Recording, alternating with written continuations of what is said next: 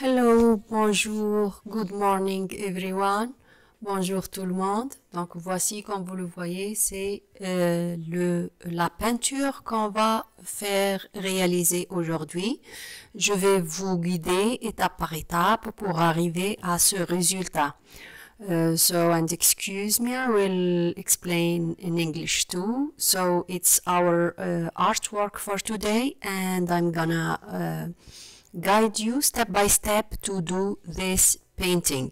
Vous m'excusez si je parle aussi en anglais, mais vraiment, je suis entre vous deux. J'aimerais satisfaire tout le monde, même si c'est très difficile. Alors, notre exercice est simple, mais le résultat est digne d'un grand travail, vraiment grand travail artistique.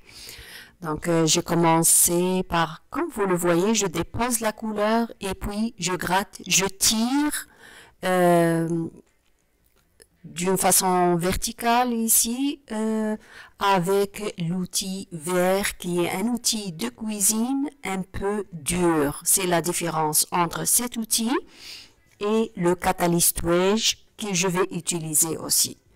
So I'm gonna use this tool. As you see, it's a kitchen tool. It's very easy to use, and it's a little bit different from the Catalyst Wedge because it's harder.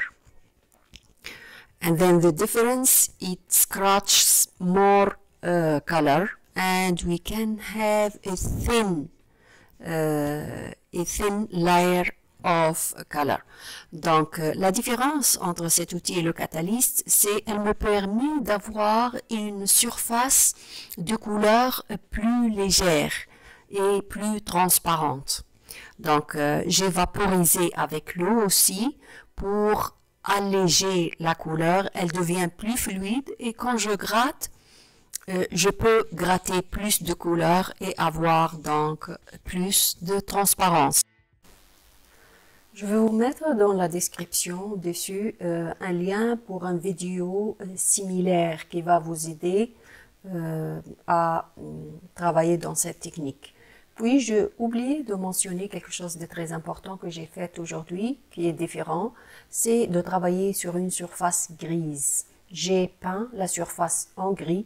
I painted the canvas with gray color.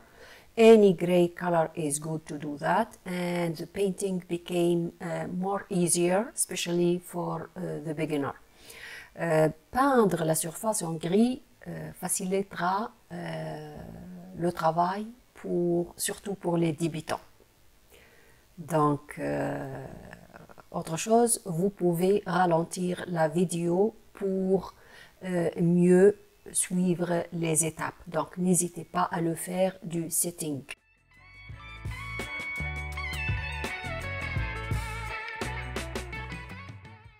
Donc, comme vous le voyez ici, quand je gratte avec le catalyste, j'ai plus une surface un peu thick, comment dire, pâteuse, peinture pâteuse qui n'est pas très transparente.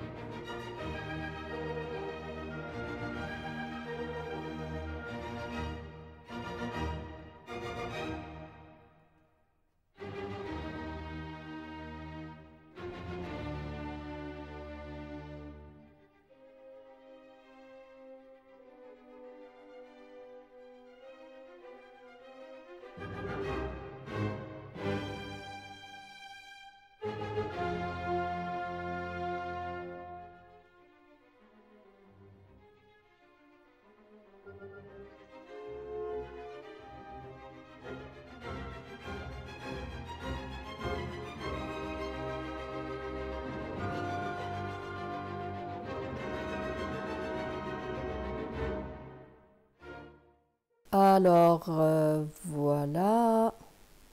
Vous voyez la peinture liquide que j'ai ajoutée, c'était vraiment ici assise comme ça, comme vous, à regarder la peinture. Je peux vous dire que c'était pas vraiment nécessaire. J'ajoute maintenant un peu de peinture acrylique c'est quoi cette couleur? C'est gold ocre.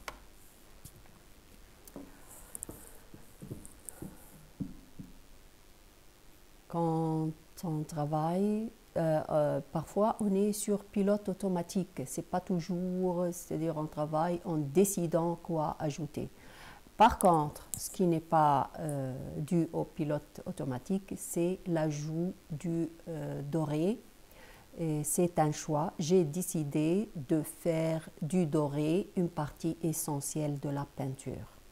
Donc à chaque fois, je veux trouver des espaces où je veux intégrer le doré. C'est un doré de très bonne qualité qui est un peu cher. C'est du golden peinture liquide. À la prochaine vidéo, je vais vous mettre une photo de toutes les couleurs que je vais utiliser pour faire le frère ou la sœur de cette peinture au début. Comme ça, vous aurez exactement la liste des couleurs que je vais utiliser. Mais cela ne vous empêche pas de faire des exercices. Exercez-vous en répétant exactement ces étapes ou ce que j'ai fait ici. Vous pouvez arrêter la vidéo et puis recommencer, essayer plusieurs fois. Et voilà le golden, la couleur dorée que j'ai utilisée. Mais vous pouvez utiliser n'importe quel doré. Chez Michael, il y a pour le dye qu'on utilise pour la peinture, même parfois avec les enfants, il y a du doré de bonne qualité. Il va nous donner les mêmes effets. Donc, ne cherchez pas forcément de trouver ou d'acheter cette peinture. Je pense que c'est à 59 $. Le tube là, la bouteille.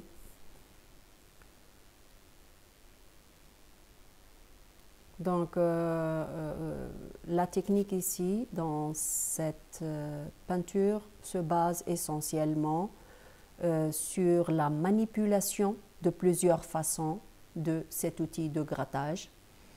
Et restez avec moi pour les prochaines vidéos. Dans la chaîne, j'adore tester de nouvelles techniques.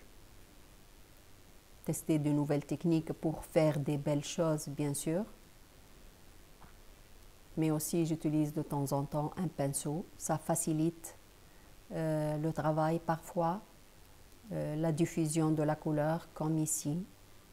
Et puis, de dessiner des contours parfois. Il faut frotter. Même le pinceau, il y a plusieurs techniques et plusieurs façons d'utiliser le pinceau. C'est pas juste la première... pour le premier geste où on dépose la peinture. Non, il faut le manipuler après, surtout pour faire des fonds ou des dégradés.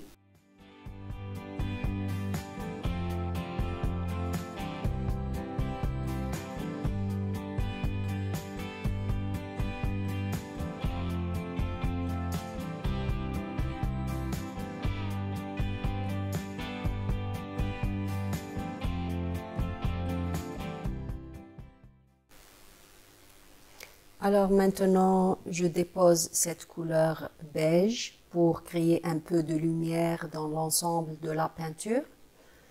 Et ça résume toute la technique. Je mets la couleur, elle est un peu pâteuse, puis j'ai tiré avec l'outil de grattage pour éliminer l'excès de peinture et créer un peu de transparence.